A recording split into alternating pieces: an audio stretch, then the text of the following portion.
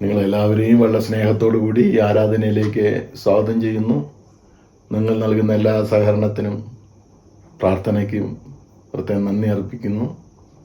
ഈ ആരാധന മറ്റ് ബന്ധുക്കളെയും സ്നേഹിതരെയും താല്പര്യമുള്ളവരെയും കേൾപ്പിക്കുവാനായി നിങ്ങൾ ശ്രമിക്കുന്ന സ്നേഹത്തിനും പരിശ്രമത്തിനും പ്രത്യേകമായിട്ട് നന്ദി അർപ്പിക്കുന്നു.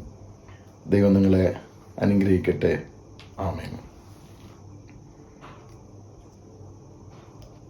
ദൈവം നമ്മുടെ സങ്കേതവും ബലവുമാകുന്നു. കഷ്ടങ്ങളിൽ അവൻ ഏറ്റവും അടുത്ത തുണയായിരിക്കുന്നു. ഇത് യഹോവ ഉണ്ടാക്കിയ ദിവസം ഇന്ന് നാം സന്തോഷിച്ച് ആനന്ദിക്കാം. ദൈവം ആത്മാവാകുന്നു. ദൈവത്തെ നമസ്കരിക്കുന്നവർ ആത്മാവിലും സത്യത്തിലും നമസ്കരിക്കണം. കർത്താവേ, ഞങ്ങളുടെ അധരങ്ങളെ തുറക്കണമേ.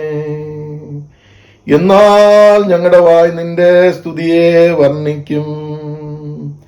പിതാവിനും പുത്രനും പരിശുദ്ധാത്മാവിനും മഹത്വമുണ്ടാകട്ടെ, ആദിയിങ്കലും ഇപ്പോഴും എന്നേക്കുമുള്ള പ്രകാരം തന്നെ.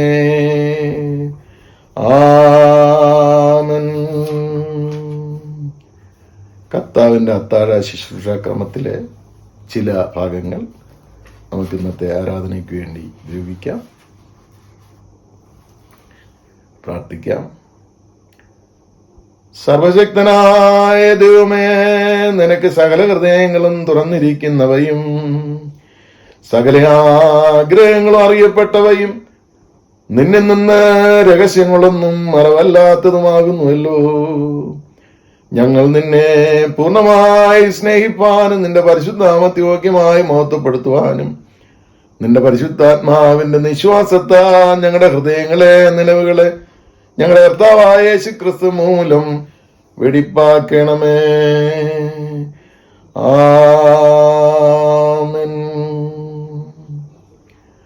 അറുക്കപ്പെട്ട കുഞ്ഞാടി ശക്തിയും ധനവും ജ്ഞാനവും ബലവും ബഹുമാനവും മഹത്വവും സ്തോത്രവും ലഭിപ്പാൻ യോഗ്യൻ. കുഞ്ഞാടിന് മഹത്വമുണ്ടാകട്ടെ. സിംഹാസനത്തിലിരിക്കുന്നവനും കുഞ്ഞാടിനും സ്തോത്രവും ബഹുമാനവും മഹത്വവും ബലവും എന്നേക്കുമുണ്ടാകട്ടെ.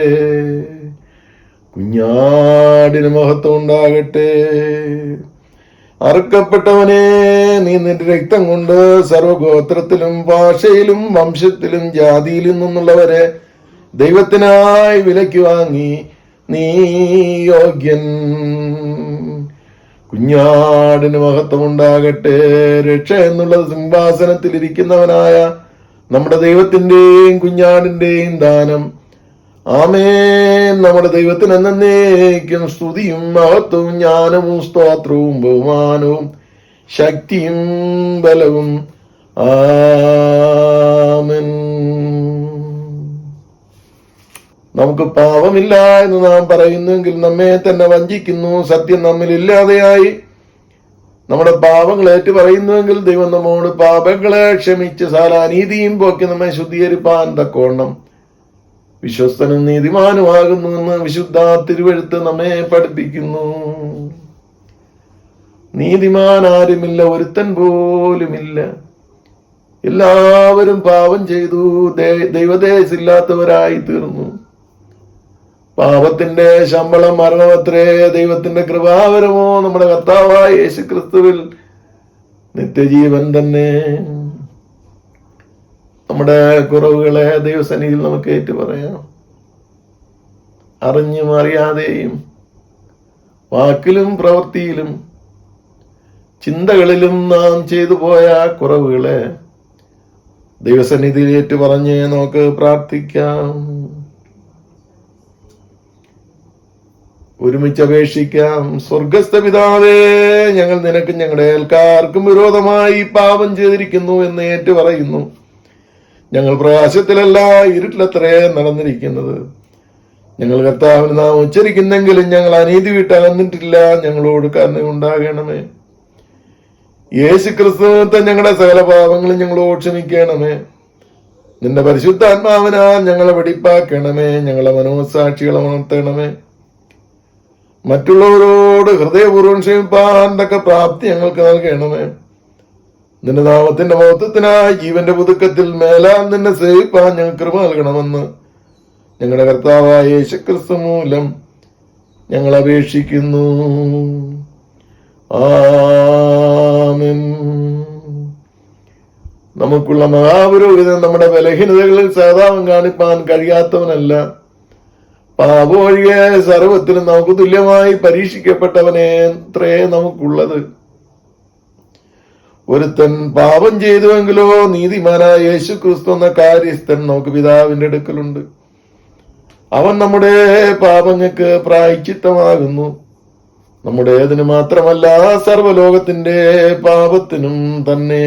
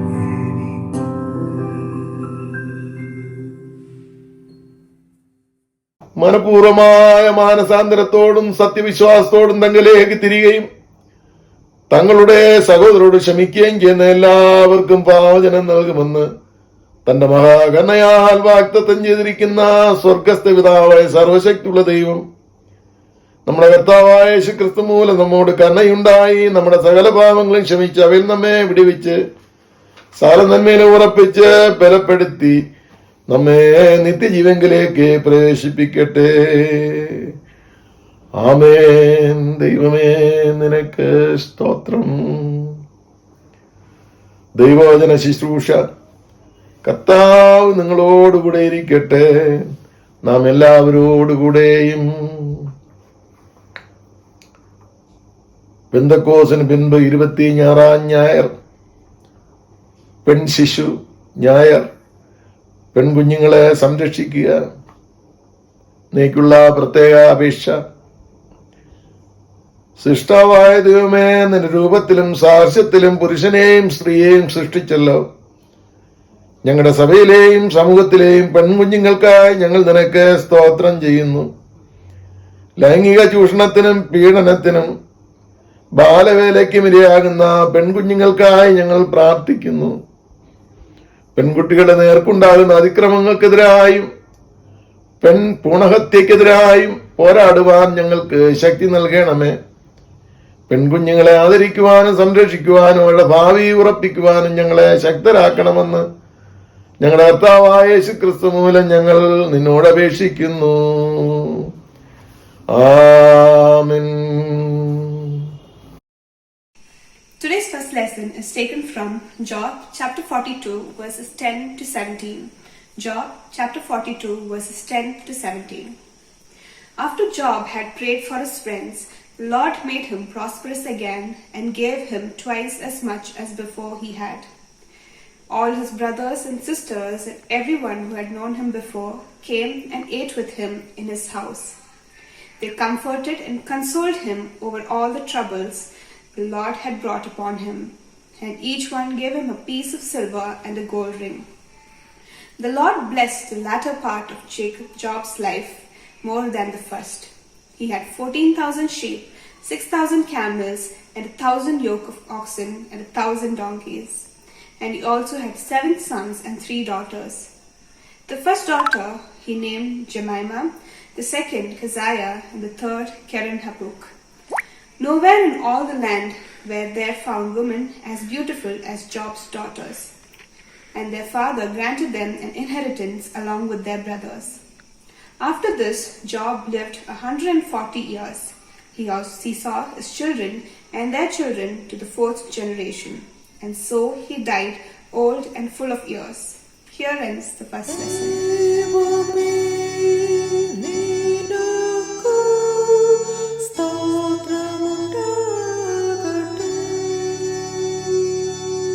Today's responsive reading is taken from Psalm 45 verses 8 to 14. Psalm 45 verses 8 to 14. All your robes are fragrant with myrrh and aloes and cassia. From palaces adorned with ivory, the music of the strings makes you glad. Daughters of kings are among your honored women. At your right hand is the royal bride in gold of Ophir. Listen, O daughter, consider and give ear. Forget your people and your father's house. Let the king be enthralled by your beauty. Honor him, for he is your Lord. The daughter of Tyre will come with a gift. Men of wealth will seek your favor. All glorious is the princess within her chamber. Her gown is interwoven with the gold. Let us read together. In embroidered garments she is led to the king. Her virgin companions follow her and are brought to you. Glory be to the Father, and to the Son, and to the Holy Spirit, as it was in the beginning, is now, and ever shall be, world without end. Amen. Today's second lesson is taken from the book of Acts, chapter 16, verses 16 to 18. Once when we were going to a place of prayer, we were met by a slave girl who had a spirit by which she predicted the future. She earned a great deal of money for her owners by fortune telling. This girl followed Paul and the rest of us shouting, "These men are servants of the Most High God, who are telling you the way to be saved." She kept this up for many days. Finally, Paul became so troubled that he turned around and said to the spirit, "In the name of Jesus Christ, I command you to come out of her."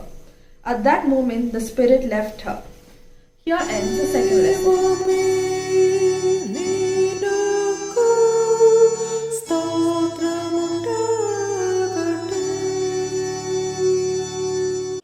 Today's Gospel reading is taken from Matthew chapter 15 verses 21 to 28. Leaving that place, Jesus withdrew to the region of Tyre and Sidon.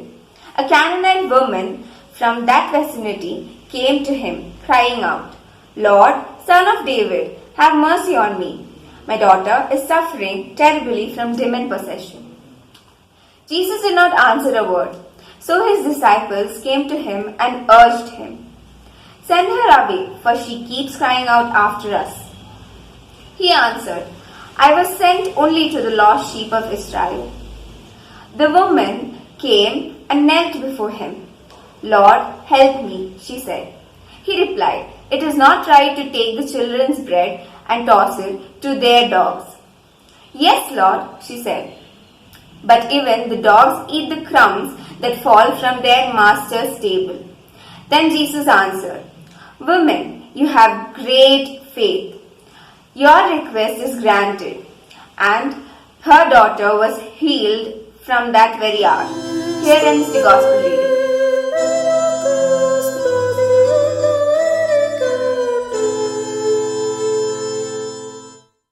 ഇന്നേക്കുള്ള പ്രത്യേക പ്രാർത്ഥന.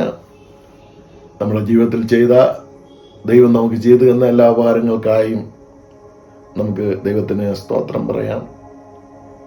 Doctor Rini സൗഖ്യത്തിലേക്ക് വന്നുകൊണ്ടിരിക്കുന്നു. ആ കുടുംബത്തെ നമുക്ക് പ്രത്യേകമായിട്ട് ഓർക്കാം. Birthdays Caroline Mary Solomon, wedding anniversary Ashlin and Sumesh. നമ്മുടെ building പ്രോജക്റ്റിനെ നമുക്ക് ഓർക്കാം. പ്രത്യേകമായ സാഹചര്യത്തിൽ റെസിഡൻഷ്യൽ ഏരിയയിൽ നമുക്ക് ആരാധന നടത്താനായി കഴിയുന്നില്ല. ഒരുമിച്ച് ആരാധന നടത്തുവാനുള്ള ഭാഗ്യം ദൈവം തരേണ്ടതിന് നമുക്ക് ദൈവത്തോട് പ്രാർത്ഥിക്കാം. പ്രത്യേകിച്ച് ഈ പാൻഡമിക് സിനാരിയോയെ നമുക്ക് ഓർക്കാം. മഴക്കെടുതിയാൽ കഷ്ടപ്പെടുന്ന, നഷ്ടത്തിലും വേദനയിലുമായിരിക്കുന്ന കൃഷികൾ ഒഴുകിപ്പോയ, വീടുകൾ നഷ്ടമായ, മണ്ണിടിച്ചിൽ മുഖാന്തരം ജീവൻ നഷ്ടമായ, എല്ലാം നഷ്ടമായ കുടുംബങ്ങളെ നമുക്ക് ഓർക്കാം. ദൈവത്തിൻ്റെ കരുതലിനായും മനസ്സലിനായും നമുക്ക് പ്രാർത്ഥിക്കാം. ഞങ്ങളുടെ ദൈവമായ കർത്താവേ, അങ്ങ് ഞങ്ങൾക്ക് നൽകിയിരിക്കുന്ന എല്ലാ അനുഗ്രഹങ്ങൾക്കായി ഞങ്ങൾ ദൈവത്തിന് സ്തോത്രം പറയുന്നു. ഞങ്ങളുടെ സ്വന്തം ശക്തിയാലല്ല, അവിടുത്തെ കൃപ കൊണ്ട് മാത്രമാണ് ഞങ്ങൾ അനുഭവിക്കുന്ന നന്മകളെന്ന് ഓർത്ത് അങ്ങേക്ക് സ്തുതിയും സ്തോത്രവും അർപ്പിക്കുന്നു. പുതിയ വർഷത്തിൽ പ്രവേശിച്ചിരിക്കുന്ന അവിടുത്തെ മകളെ അങ്ങ് ആശീർവദിക്കണമേ, അനുഗ്രഹിക്കണമേ. ആ കുടുംബ ജീവിതത്തിൽ കർത്താവേ, ദൈവത്തിന്റെ കൃപയും അനുഗ്രഹവും നൽകി ധന്യമാക്കി തീർക്കണമേ. വിവാഹ വാർഷികത്തിൽ പ്രവേശിച്ചിരിക്കുന്ന പ്രിയപ്പെട്ടവരെ ഓർക്കുന്നു. അവരങ്ങ് അനുഗ്രഹിക്കുകയും ആശ്രദിക്കുകയും ആ കുടുംബത്തിലും ദൈവത്തിന്റെ സ്പർശനവും അനുഗ്രഹവും നൽകി ജീവിതം ധന്യമാക്കുകയും ചെയ്യണമേ എന്ന് ഞങ്ങൾ ഇങ്ങോട്ട് പ്രാർത്ഥിക്കുന്നു. കർത്താവ്, പ്രത്യേകമായ സാഹചര്യത്തിൽ നമുക്ക് ഒരുമിച്ച് കൂടി ആരാധിക്കുവാനായി സാധിക്കുന്നില്ല. അങ്ങ് ആരാധന പ്രിയനാണ് കർത്താവേ, ദൈവത്തിന് സ്തോത്രം. അതുകൊണ്ട് ബലഹീനരും കുറവുള്ളവരുമായ ഞങ്ങൾക്ക് അങ്ങ് ആരാധിപ്പാൻ അങ്ങ് സഹായിക്കണമേ എന്ന് പ്രാർത്ഥിക്കുന്നു. ഞങ്ങളുടെ പ്രോജക്റ്റിനെ എത്രയും പെട്ടെന്ന് പൂർത്തീകരിപ്പാൻ അങ്ങ് സഹായിക്കണമേ. ബിൽഡിംഗ് കമ്മിറ്റിയിലെയും ചർച്ച് കമ്മിറ്റിയിലെയും അംഗങ്ങളിൽ അങ്ങ് പ്രവർത്തിച്ച് യുക്തമായ ഒരു തീരുമാനമെടുത്ത് എത്രയും പെട്ടെന്ന് അവിടെ ആരാധിക്കുവാനുള്ള സാവകാശം സർവശക്തിയുള്ള ദൈവം ചെയ്യണമേ എന്ന് പ്രാർത്ഥിക്കുന്നു. യഹോ, വീട് പണിയാതിരുന്നാൽ പണിയുന്നവൻ വൃഥാ അധ്വാനിക്കുന്നു. യഹോ, പട്ടണം കാക്കാതിരുന്നാൽ കാവൽക്കാരൻ വൃഥാ ജാഗരിക്കുന്നു എന്നെഴുതിയിരിക്കുന്നത് പോലെ ഞങ്ങളുടെ സ്വന്തം പ്രയത്നങ്ങളും ആഗ്രഹങ്ങളും ഒന്നും കർത്താവേ, അവിടുത്തെ കൃപയില്ലെങ്കിൽ സഫലീകരിക്കുകയില്ല എന്ന് ഓർത്തുകൊണ്ട് അവിടുത്തെ കൃപയുടെ കരത്തിലേക്ക് ഞങ്ങൾ തരികയാണ്. മഴക്കെടുതിയാലും പ്രത്യേകിച്ച് കോവിഡിന്റെ ബാധയാലും പല നഷ്ടങ്ങളും വേദനകളും കണ്ണുനീരും ദുഃഖങ്ങളും ലോകത്തിലുണ്ടായി കർത്താവേ. ഇതിനൊക്കെ പരിഹാരം തരുവാൻ മാനസികമായ ശക്തിക്ക് കഴിയില്ല എങ്കിലും ദൈവത്തെ കൊണ്ട് കഴിയാത്ത ഒന്നുമില്ല എന്ന് ഓർത്തുകൊണ്ട് ഇതെല്ലാം അവിടുത്തെ കരത്തിലേക്ക് ഞങ്ങൾ തരുന്നു. അങ്ങ് ആശീർവദിക്കുകയും അങ്ങ് അനുഗ്രഹിക്കുകയും ചെയ്യണമേ എന്ന് ഞങ്ങൾ അങ്ങയോട് അപേക്ഷിക്കുന്നു. കിടരോഗികളെ ഓർക്കുന്നു. പ്രത്യേകിച്ച് നിമ്മുവാന്റിയെ ദൈവത്തിന്റെ കരത്തിലേക്ക് തരികയാണ്. അവിടുത്തെ ആശ്വാസവും കൃപയും അവർക്ക് നൽകണമേ എന്ന് പ്രാർത്ഥിക്കുന്നു. ഈ കൂട്ടായ്മയിൽ ആരെങ്കിലും രോഗികളായിട്ടോ ദുരിതത്തിലോ പ്രശ്നത്തിലോ ഉണ്ടെങ്കിൽ കർത്താവേ, ദൈവത്തിന്റെ പരിശുദ്ധാത്മാവിന്റെ കരത്തിലേക്ക് കൊടുക്കുന്നു. ഈ കൂട്ടായ്മ കഴിഞ്ഞ് കർത്താവേ, ശക്തിയോടും ആരോഗ്യത്തോടും സൗഖ്യത്തോടും കൂടി അവിടുത്തെ മക്കൾ ദൈവസന്നിധിയിലായിരിക്കാൻ അങ്ങ് സഹായിക്കണമേ എന്ന് ഞങ്ങൾ അങ്ങോട്ട് യാചിക്കുന്നു. കുറവുകൾ ക്ഷമിച്ചു തരയണമേ. യേശുവിന്റെ നാമത്തിൽ ഞങ്ങളുടെ പ്രാർത്ഥന കേൾക്കണമേ. ആമേൻ.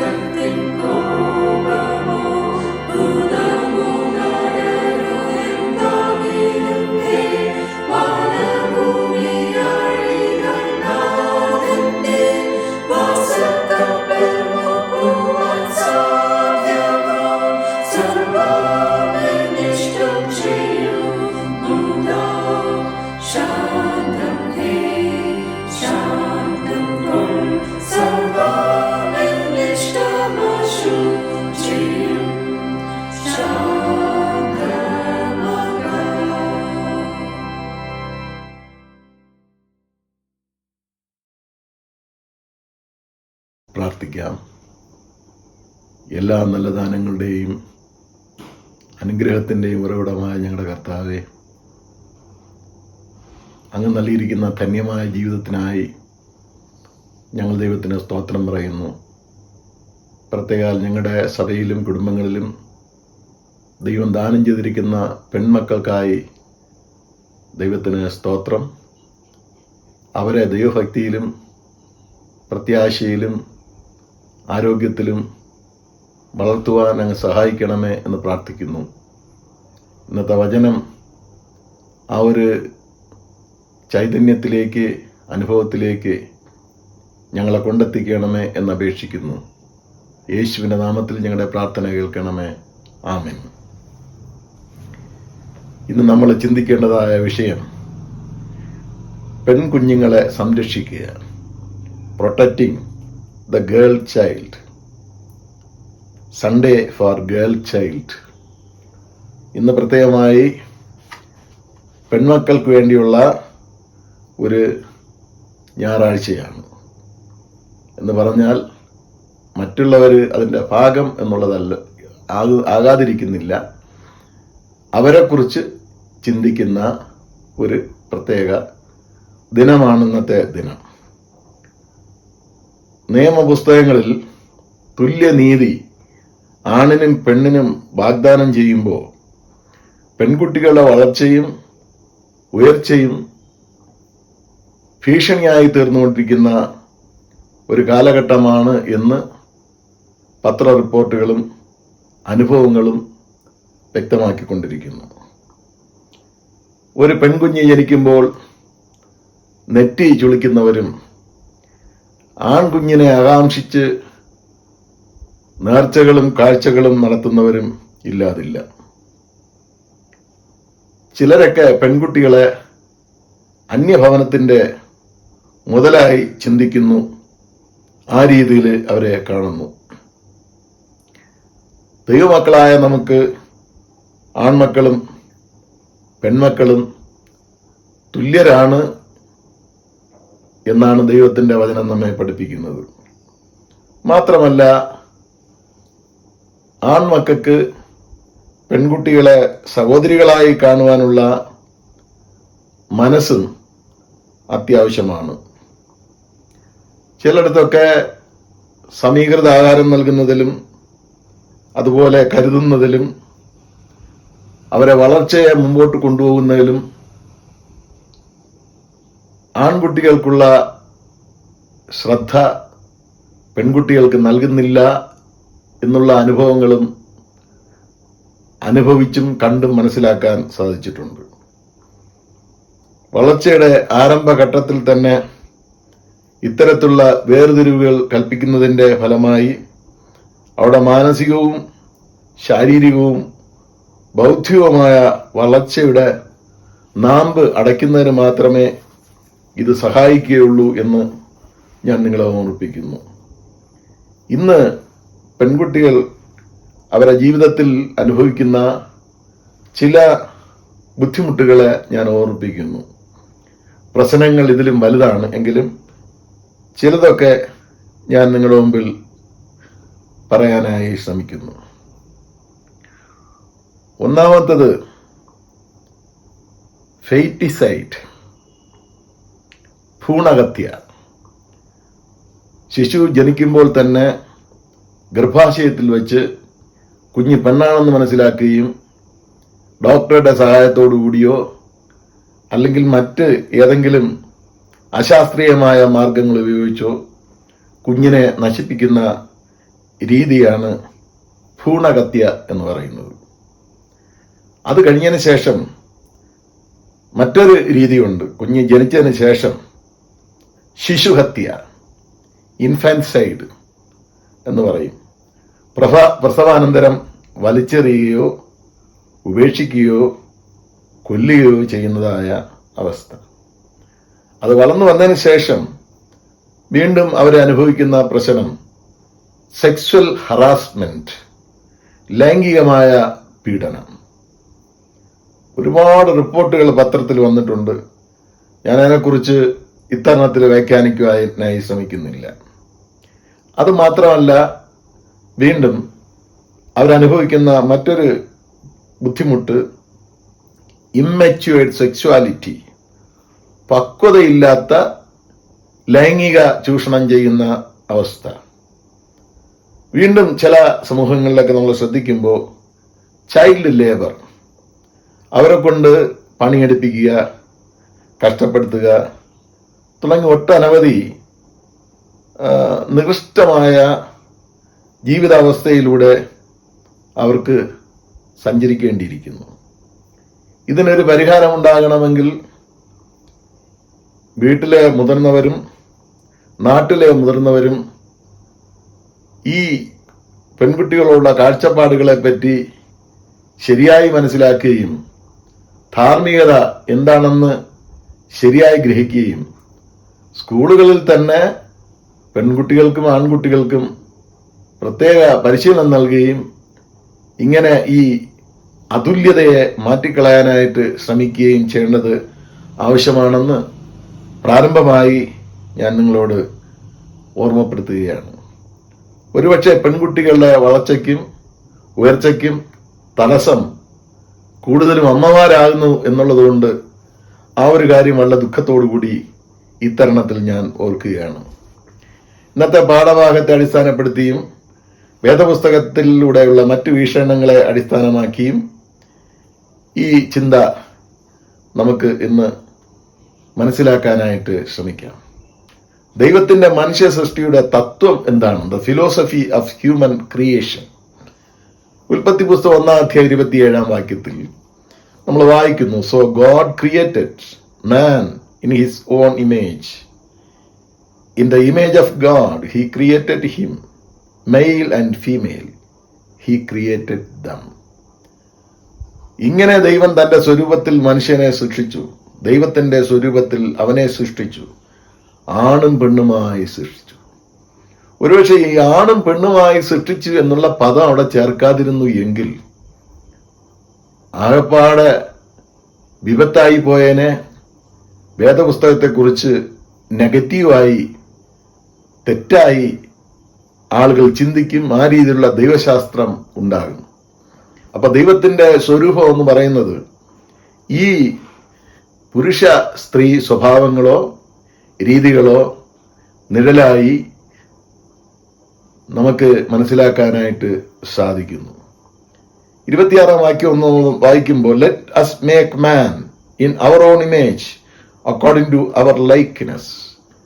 ദൈവത്തിൻ്റെ ആ രൂപത്തിലും ഭാവത്തിലും മനുഷ്യരെ ആണും പെണ്ണുമായി സൃഷ്ടിച്ചു എന്ന് വളരെ ശക്തിയായി രേഖപ്പെടുത്തിയിരിക്കുന്നു. ഇന്ന് വായിക്കാനുള്ള സങ്കീർത്തനമാണ് 45-ാം സങ്കീർത്തനം. അത് വായിച്ചപ്പോൾ ഒന്ന് രണ്ട് വായനയിൽ എനിക്ക് തോന്നി, ഇതിലെന്താണ് ഈ പെൺമക്കളെ കുറിച്ച് പറയുന്നത്?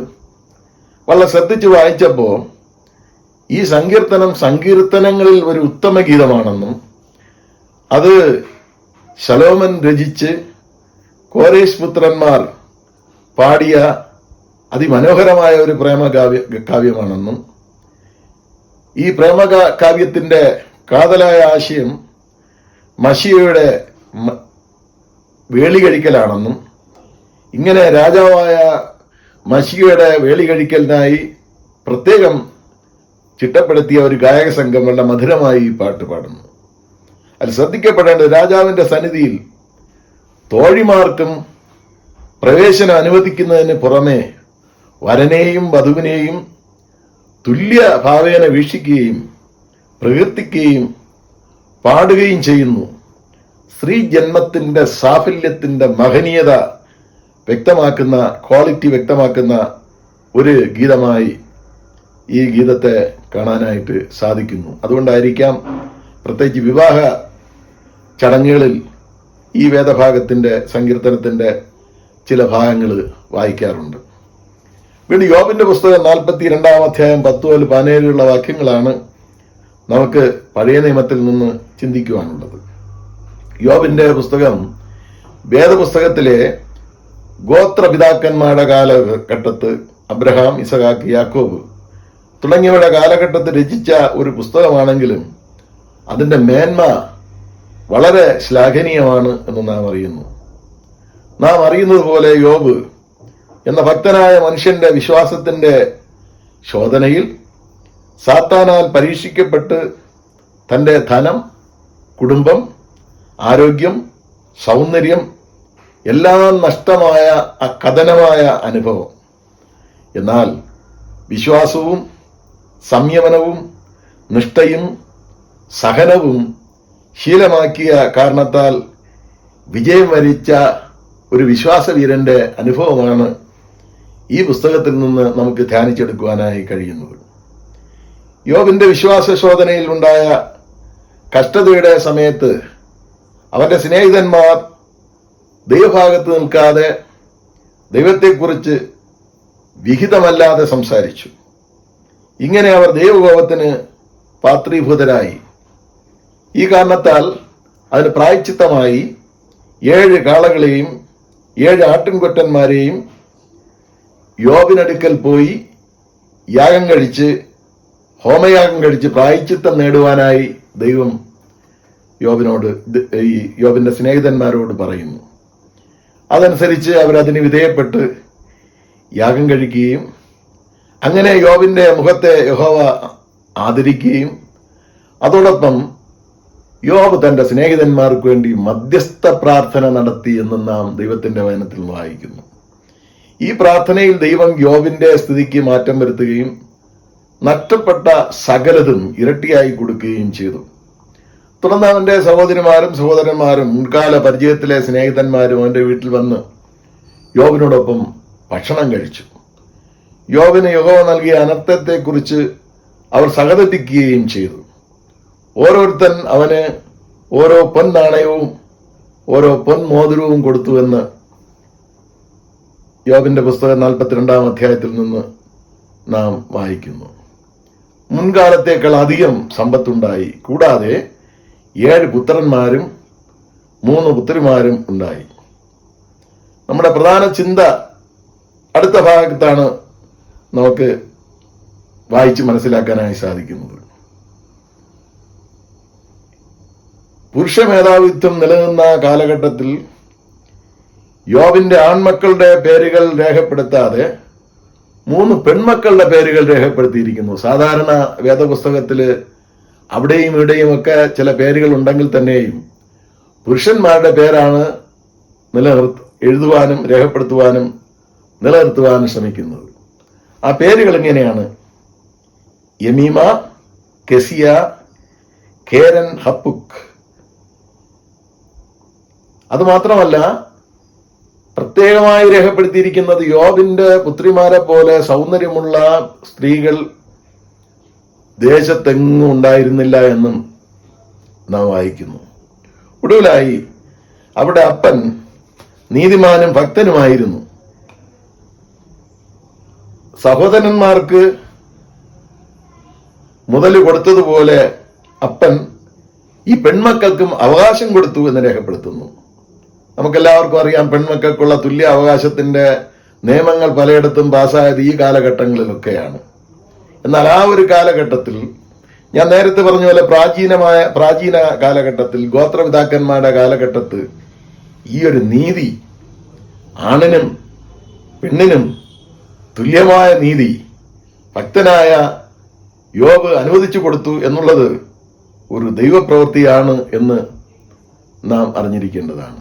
ആണിനും പെണ്ണിനും തുല്യനീതി. നമുക്കറിയാം, നമ്മുടെ കുടുംബങ്ങളും ചരിത്രങ്ങളും ഒക്കെ വായിക്കുമ്പോൾ മനസ്സിലാക്കുമ്പോൾ പെൺമക്കളെ ട്രീറ്റ് ചെയ്തിരിക്കുന്നത് എങ്ങനെയാണെന്നറിയാം. വിവാഹം കഴിച്ച് അവരെ വിട്ടുകളഞ്ഞാൽ യാതൊരു അവകാശവും അവർക്കില്ല. താൽക്കാലികമായി എന്തെങ്കിലുമൊക്കെ കൊടുത്ത് വിടുന്ന പതിവാണ്. എത്രയോ കേസുകളും എത്രയോ പ്രശ്നങ്ങളും ഒക്കെ പലയിടത്തും ഉണ്ടായതായിട്ട് നമുക്ക് തന്നെ അറിയാം. ഒരുപക്ഷെ നമ്മളെയുള്ള കുടുംബങ്ങളിലും അങ്ങനെയൊക്കെ സംഭവിച്ചിട്ടുണ്ട്. കാരണം സ്ഥിതി അങ്ങനെ ആയിപ്പോയി. പക്ഷെ ദൈവം തുല്യതയാണ് ആൺമക്കൾക്ക് പെൺമക്കൾക്ക് നൽകിയിരിക്കുന്നതെന്ന് വളരെ വ്യക്തമാണ്.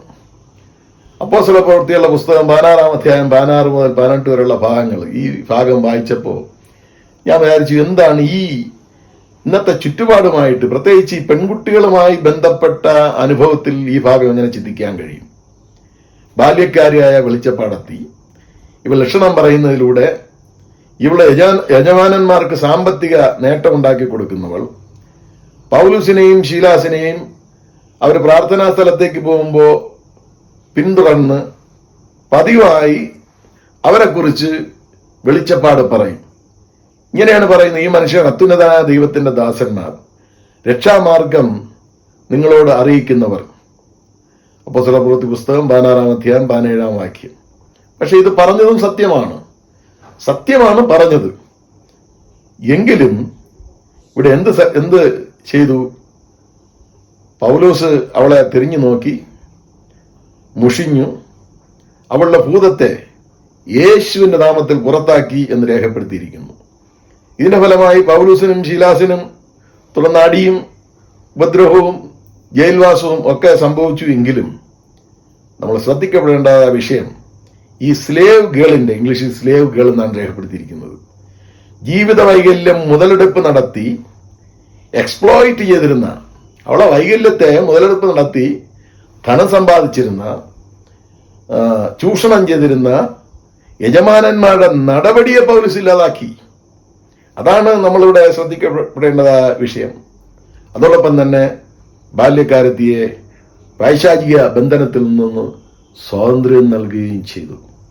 ഇത് ഈ രീതിയിലാണെങ്കിലും ഞാൻ നേരത്തെ പറഞ്ഞ പോലെ പലതരത്തിലുള്ള എക്സ്പ്ലോയിറ്റേഷൻ നടക്കുകയാണ്. അതിൽ നിന്ന് അവരെ മോചിപ്പിക്കേണ്ട കടമ നമുക്കുണ്ട്. പലതരത്തിലുള്ള ഡിസ്ക്രിമിനേഷൻ നടക്കുകയാണ് എല്ലാ ഇടങ്ങളിലും, പഠന സ്ഥലങ്ങളിലുമൊക്കെ നടക്കുകയാണ്. അപ്പൊ അതിൽ നിന്നുള്ള മോചനം വളരെ ശ്രദ്ധയോടുകൂടി വീണ്ടെടുപ്പിന്റെ പ്രക്രിയയിലേക്ക് കൊണ്ടുവരേണ്ടതായ ഉത്തരവാദിത്വം സഭയ്ക്കും സമൂഹത്തിനും ഉണ്ട് എന്നുള്ളത് ഈ വേദഭാഗം വായിക്കുമ്പോൾ നമുക്ക് വ്യക്തമാക്കാൻ കഴിയും. അതുപോലെ ഇന്നത്തെ സുവിശേഷ വേദഭാഗത്ത് നമ്മൾ ചിന്തിക്കുമ്പോൾ വളരെ സങ്കീർണമായ ഒരു പ്രശ്നത്തെ നമുക്ക് അവിടെ കാണാനായിട്ട് സാധിക്കും. ഒരുപാട് വശങ്ങളുള്ള, ഒരുപാട് ചിന്തകൾക്ക് കാരണമായ ഒരു വേദഭാഗമാണ് ഇന്നത്തെ മത്തായി സുവിശേഷം 15-ാം അധ്യായം 21 മുതൽ 28 വരെയുള്ള ഭാഗങ്ങൾ. ഈ ഭാഗം മർക്കോസിന്റെ സുവിശേഷം 7-ാം അധ്യായം 24 മുതൽ 30 വരെ അല്പസ്വല്പ വാക്കുകളുടെയും സ്ഥലങ്ങളുടെയും വ്യത്യസ്തത ഉണ്ടെങ്കിലും ഈ സംഭവം അവിടെയും രേഖപ്പെടുത്തിയിട്ടുണ്ട്.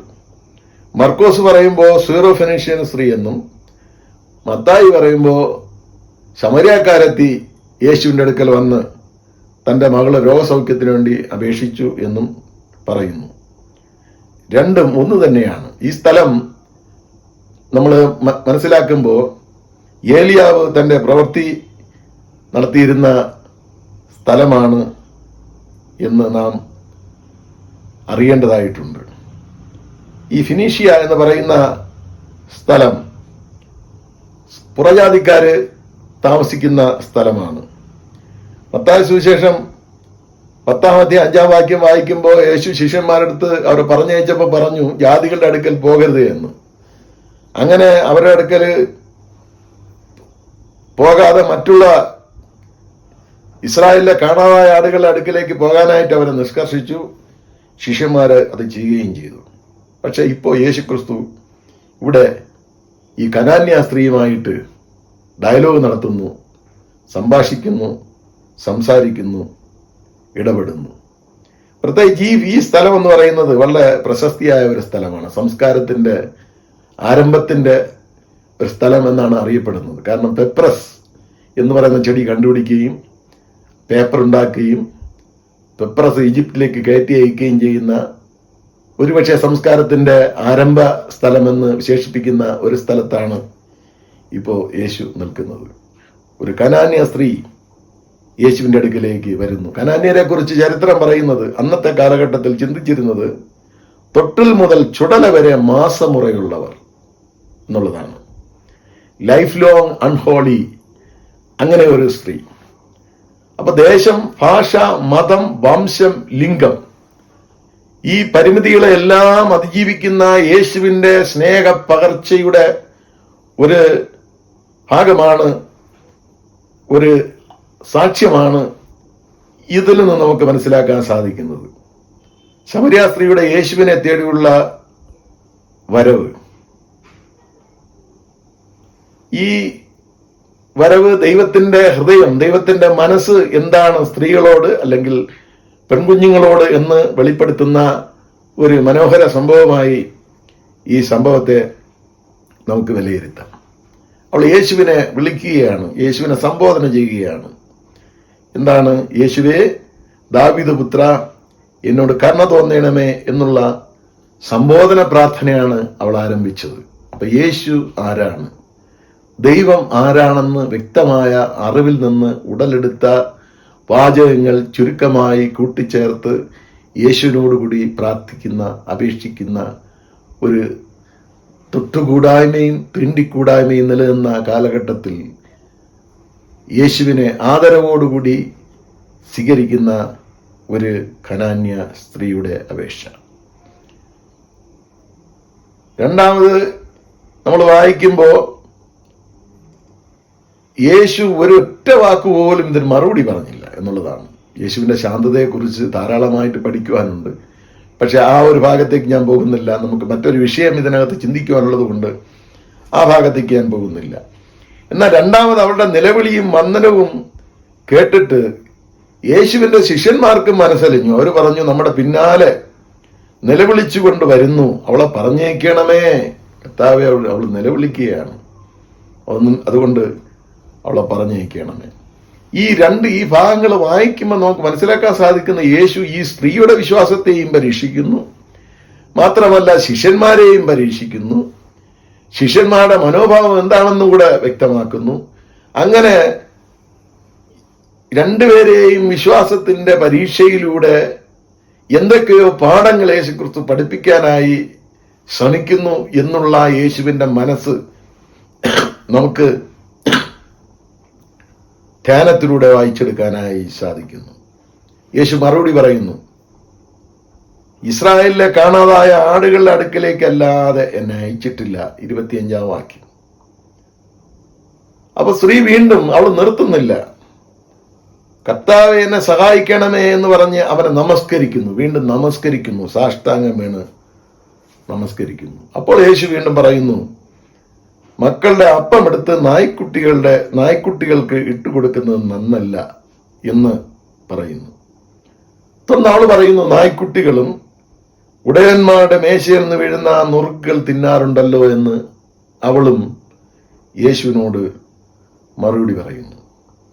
ഈ യേശു ഉപയോഗിക്കുന്ന പദങ്ങളും ഇവൾ യേശുവിനോട് പറയുന്ന മറുപടിയും നമ്മൾ അന്നത്തെ ചരിത്ര പശ്ചാത്തലമായിട്ട് മനസ്സിലാക്കിയില്ല എങ്കിൽ വേറെ ചിന്തകളാണ് നമ്മുടെ മനസ്സിനകത്ത് വരുന്നത്. ഈ പദങ്ങളുടെ ആധ്യാത്മികത മനസ്സിലാക്കുവാൻ അന്ന് നിലവിലുള്ള സാമൂഹിക വീക്ഷണം എന്താണെന്ന് വ്യക്തമാക്കണം. ആടുകളെ ഇസ്രായേലിയരായിട്ടും വിജാതീയരെ പട്ടികളായും കണക്കാക്കിയിരുന്ന ഒരു കാലഘട്ടം. ഈ വിജാതീയരെ പറയുന്നത് അവർ മണ്ണിന്റെ മക്കൾ, the people of the land, ഭൂമിയുടെ മക്കൾ, മണ്ണിന്റെ മക്കൾ. എന്നാൽ ഇസ്രായേൽ ജനത്തെ ആടുകളായും ദൈവത്തെ ഇടയനായും മാത്രമല്ല they are the people of God, people of heaven, സ്വർഗീയ മനുഷ്യരായും ചിന്തിച്ചിരുന്ന കാലഘട്ടം. ആ ചിന്തയിൽ നിന്നുള്ള ഒരു അനുഭവമാണ് ഇവിടെ യേശു പറഞ്ഞിരിക്കുന്നത്. അല്ലാതെ ആ സ്ത്രീയെ പട്ടിയാക്കിയെന്നോ വിസർജനത്തെ ആടാക്കിയെന്നുള്ള ഒരു ചിന്തയല്ല. നമ്മൾ വളരെ വ്യക്തമായി മനസ്സിലാക്കിയിരിക്കേണ്ട ഒരു കാര്യമാണ്. റോമാലേഖനം 1-ാം അധ്യായം 16-ാം വാക്യത്തിൽ പൗലോസ് പറയുന്നു, സുവിശേഷത്തെക്കുറിച്ച് എനിക്ക് ലജ്ജയില്ല, വിശ്വസിക്കുന്ന യവനും ആദ്യ യഹൂദനും ഫസ്റ്റ് പ്രിഫറൻസ്, പിന്നെ യവനനും അത് രക്ഷയ്ക്കായി ദൈവശക്തിയാകുന്നുവല്ലോ എന്ന് രേഖപ്പെടുത്തിയിരിക്കുന്നു. അപ്പൊ ഇവള് പറയുകയാണ്, എനിക്ക് അവകാശമുണ്ട്, മേശയെന്ന് വീഴുന്നത് എനിക്കുള്ളതാണ്, അത് നായ്ക്കുട്ടിക്കുള്ളതാണ്, അത് യജമാനന്മാർ ഭക്ഷിക്കാറില്ല. അപ്പൊ വിശ്വാസത്തിന്റെ താഴ്ച, ഹംബിൾനെസ്, ആരാധനയുടെ ആദരവ്, യേശു ആരാണെന്ന ബോധ്യം, മാത്രമല്ല പറയേണ്ടത് വ്യക്തമായി പറയുവാനുള്ള ധാരണ എല്ലാം ലഭ്യമായ ഒരു സ്ത്രീയാണ് ഈ സ്ത്രീ. കർത്താവിൽ നിന്ന് നമുക്ക് ആശ്വാസത്തിന്റെ ഉത്തരം ലഭിച്ചു. കർത്താവ് പറയുന്നു, സ്ത്രീയെ, നിന്റെ വിശ്വാസം വലിയത്, നിന്റെ ഇഷ്ടം പോലെ നിനക്ക് ഭവിക്കട്ടെ എന്ന് ഉത്തരം പറഞ്ഞു. ആ നാഴികയിൽ അവരുടെ മകൾക്ക് സൗഖ്യം വന്നു എന്ന് രേഖപ്പെടുത്തിയിരിക്കുന്നു. ഹല്ലേലൂയ, ദൈവത്തിന് സ്തോത്രം. ഒരു വിജാതീയ സ്ത്രീ തന്റെ മകളുടെ സൗഖ്യത്തിന് വേണ്ടി വിശ്വാസത്തിൽ, സഹനത്തിൽ, വിനയത്തിൽ ഏതറ്റം വരെയും പോകുവാൻ ഒരുക്കമുള്ളവളായിരുന്നു എന്ന് നാം വായിക്കുന്നു. പിന്മാറിപ്പോകാതെ ഉറച്ചു നിന്നു, പരീക്ഷകൾ സഹിച്ചു, ചോദ്യത്തിന് ദൈവശക്തിയിൽ ആത്മീയമായി ഉത്തരം നൽകി, വളരെ താഴ്ന്ന് അവൾ ദൈവസന്നിധിയിലായിരുന്നു. ദൈവത്തിന്റെ ദാനമാണ് ദൈവം നമുക്ക് തന്നിട്ടുള്ള പെൺമക്കൾ. അവർ ആൺമക്കൾക്ക് തുല്യരാണ്. അവരെ വളർത്തിയെടുക്കുക നമ്മുടെ കടമയാണ്. അവിടെ വളർച്ചയിൽ വരുന്ന തടസ്സങ്ങൾ, ദുർഘട സംഭവങ്ങൾ തരണം ചെയ്യുവാനായി വിശ്വാസത്തോടുകൂടി അവരർപ്പിക്കുക എന്നുള്ളത് വിശ്വാസജനത്തിന്റെ അവകാശമാണ്. ഞാൻ ഈ പ്രസംഗിച്ചപ്പോൾ നമ്മളെ സഭയിലുള്ള പെൺകുട്ടികളുടെ കണക്ക് കൂട്ടി. മിക്ക ഫാമിലിയിലും 2 പെൺമക്കളുണ്ട്. ഏകദേശം എല്ലാ ഫാമിലിയിലും ആണും പെണ്ണുമുണ്ട്. ഇതെല്ലാം ദൈവം തന്ന ദാനങ്ങളാണ്. ദൈവം അവരെ അനുഗ്രഹിക്കുകയും ചെയ്യും. പിറുപിറുപ്പില്ലാതെ ദൈവത്തിന്റെ കരത്തിലേക്ക് കൊടുക്കാൻ നാം ബാധ്യസ്ഥരായിരിക്കുന്നു. പഴയ കാലങ്ങളിൽ ഭവനങ്ങളിൽ വിസിറ്റിന് പോകുമ്പോൾ അമ്മമാര് ദീർഘശ്വാസം ഇട്ടിട്ട് പറയും, അയ്യോ, എനിക്കുള്ളത് 2 പെൺമക്കളാണ്. അവിടെ 6 മക്കളുള്ള ഒരമ്മ അവരും പറഞ്ഞു കേട്ടിട്ടുണ്ട്, എനിക്കുള്ളതെല്ലാം പെൺമക്കളാണെന്ന്. എന്നാൽ ദൈവത്തിൽ ആശ്രയിച്ചുകൊണ്ട് അവർ മുന്നേറിയപ്പോൾ അവരുടെ ജീവിതം അനുഗ്രഹകരമായി തീർന്നു. ആ പറഞ്ഞ അമ്മ അടുത്ത കാലത്ത് മരിച്ചുപോയി. അപ്പൻ ഇപ്പോഴും ജീവിച്ചിരിപ്പുണ്ട്. അപ്പനിപ്പം 102 വയസ്സുണ്ട്. എല്ലാ കുടുംബവും അനുഗ്രഹത്തിലേക്ക് പോയി. അതുകൊണ്ട് ആണാണ് എനിക്ക് കിട്ടിയത്, പെണ്ണാണ് എനിക്ക് കിട്ടിയതെന്ന് വിഷമിക്കേണ്ട കാര്യമില്ല. വിശ്വാസത്തിൽ ഉറച്ചു നിന്ന് നമ്മളെ മക്കളെ വളർത്തുമ്പോൾ ദൈവം തന്ന ദാനമാണെന്ന് ചിന്തിച്ച്, വേണമെന്നും ചിന്തിച്ച്, ദൈവം എനിക്കെന്ന ഭാഗ്യമാണെന്ന് ചിന്തിച്ച് അവരെ വളർത്താൻ ശ്രമിക്കുമ്പോൾ അവരനുഗ്രഹിക്കപ്പെട്ടവരായി തീരുമെന്ന് വേദപുസ്തകം നമ്മെ പഠിപ്പിക്കുന്നു. ദൈവവചനവും ദൈവവും ദൈവത്തിന്റെ പരിശുദ്ധാത്മാവും നമുക്കുള്ളപ്പോൾ നമ്മളെ പെൺമക്കളെ ദൈവത്തിന്റെ കരത്തിൽ അർപ്പിക്കാം. ദൈവം അവരെ അനുഗ്രഹിക്കട്ടെ, ആശീർവദിക്കട്ടെ. പ്രാർത്ഥിക്കാം. കർത്താവെ, അങ്ങ് തന്ന ദാനങ്ങൾക്കായി ഞങ്ങൾ ദൈവത്തിന് സ്തോത്രം പറയുന്നു. പ്രത്യേകിച്ച് എല്ലാ മക്കളെയും ഞങ്ങൾ ഓർക്കുന്നു, ആൺമക്കളെയും പെൺമക്കളെയും. ഞങ്ങളെല്ലാ പെൺമക്കളെയും അങ്ങ് അനുഗ്രഹിക്കണമേ കർത്താവെ. എൻ്റെ ദൈവം പ്രവർത്തിക്കുന്ന ദൈവമാണ്. ദൈവത്തിന് സ്തോത്രം. തുല്യമായി കാണുവാൻ, നീതി നടപ്പാക്കുവാൻ, ബന്ധനങ്ങളിൽ നിന്ന്, കെട്ടുകളിൽ നിന്ന്, കർത്താവെ, അവരെ ചൂഷണം ചെയ്യുന്ന ചൂഷണ ശക്തികളിൽ നിന്ന് രക്ഷിപ്പാൻ, അങ്ങനെയുള്ള ശക്തികൾക്കെതിരെ പോരാടി കർത്താവെ ജീവിതത്തിൻ്റെ മുഖ്യധാരയിലെ കുഞ്ഞുങ്ങളെ കൊണ്ടുവരുവാൻ ഒരുക്കുകയും സഹായിക്കുകയും ചെയ്യണമേ എന്ന് പ്രാർത്ഥിക്കുന്നു. ഈ സ്ത്രീ യേശുവിൻ്റെ അടുക്കൽ വന്ന് കർത്താവെ മുട്ടിപ്പായി അപേക്ഷിച്ച് പിന്മാറിപ്പോവേണ്ട അവസരം ഉണ്ടായിട്ട് പോലും അവൾ വിശ്വാസത്തിൽ ഉറച്ചു നിന്ന് യേശുവിൽ വിശ്വസിച്ചപ്പോൾ അവൾക്ക് ലഭ്യമായ അനുഗ്രഹം പോലെ ഞങ്ങൾക്കും അനുഗ്രഹത്തിൻ്റെ മാരി അങ്ങ് ധാരാളമായി തന്നു ഞങ്ങളെ മക്കളെ അനുഗ്രഹിക്കുകയും ആസ്വദിക്കുകയും ചെയ്യണമേ എന്ന് ഞങ്ങളങ്ങോട് പ്രാർത്ഥിക്കുന്നു. യേശുവിൻ്റെ നാമത്തിൽ ഞങ്ങളുടെ പ്രാർത്ഥന കേൾക്കണമേ. ആമേൻ.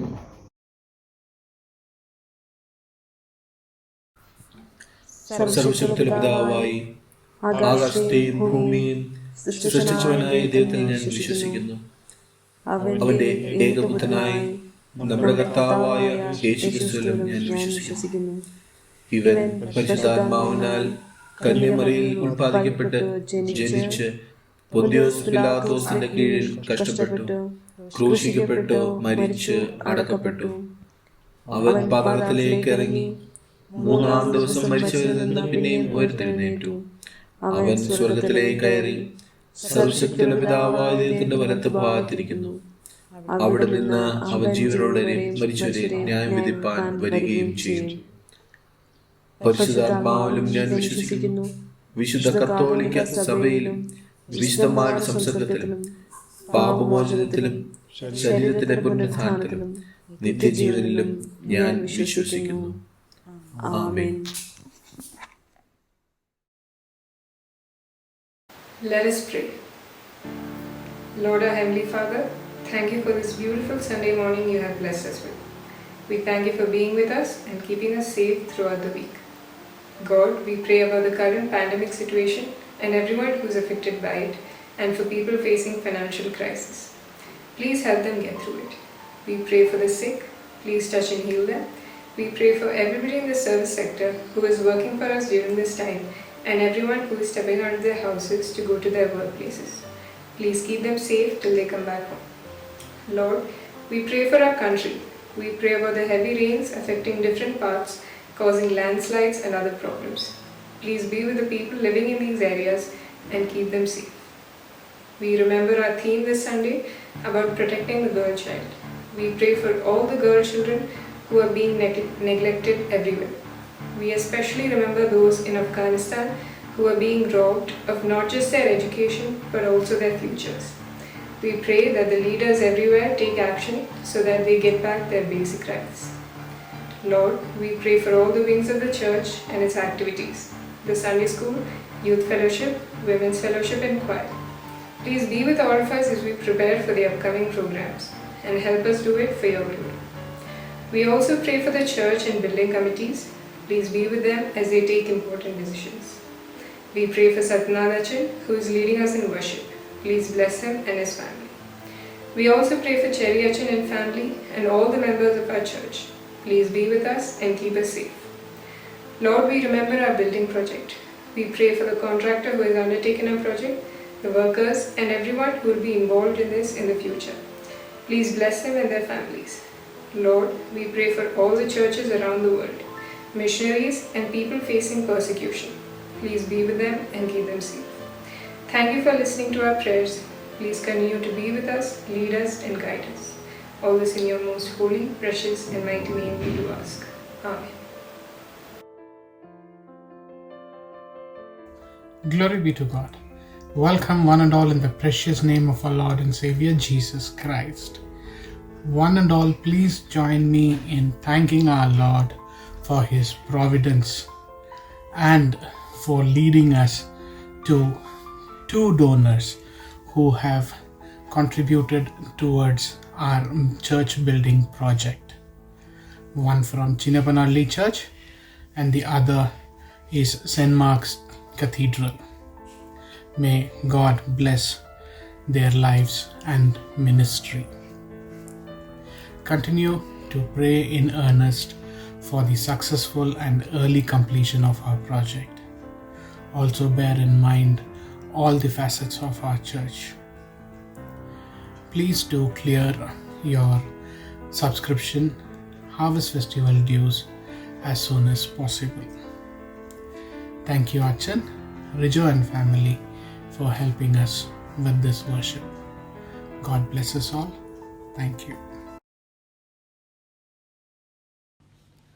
സ്വർഗസ്ഥനായ ഞങ്ങളുടെ പിതാവേ, നിന്റെ നാമം വിശുദ്ധീകരിക്കപ്പെടണമേ. നിന്റെ രാജ്യം വരേണമേ. നിന്റെ ഇഷ്ടം സ്വർഗത്തിലെ പോലെ ഭൂമിയിലും ആകണമേ. ഞങ്ങൾക്ക് ആവശ്യമുള്ള ആഹാരം ഇന്ന് തരണമേ. ഞങ്ങളുടെ കടക്കാരോട് ഞങ്ങൾ ക്ഷമിച്ചിരിക്കുന്നത് പോലെ ഞങ്ങളുടെ കടങ്ങൾ ഞങ്ങളോട് ക്ഷമിക്കണമേ. ഞങ്ങളെ പരീക്ഷയിൽ കടത്താതെ ദുഷ്ടങ്കിൽ നിന്ന് ഞങ്ങളെ വിടുവിക്കണമേ. രാജ്യവും ശക്തിയും മഹത്വവും എന്നേക്കും നിനക്കുള്ളതല്ലോ. ആമേൻ. വിശ്വാസത്തോടുകൂടി ആശീർവാദം കൈക്കൊള്ളാം. സകല ബുദ്ധിയെയും കവിയുന്ന ദൈവസമാധാനം നിങ്ങളുടെ ഹൃദയങ്ങളെയും നിലവിളെയും ക്രിസ്തയേശുവിൽ കാക്കട്ടെ. ഇങ്ങനെ പിതാവും പുത്രനും പരിശുദ്ധാത്മാവുമായുള്ള സർവശക്തനായ ദൈവത്തിന്റെ അനുഗ്രഹം നമ്മുടെ ഇടയിലുണ്ടായി, പ്രത്യേകിച്ച് നമ്മുടെ പെൺമക്കളുടെ ജീവിതത്തിലുണ്ടായി. കാലാവസാനം കൂടാതെ നാം എല്ലാവരോടും കൂടെ ഇരിക്കുമാറാകട്ടെ. ആമേൻ.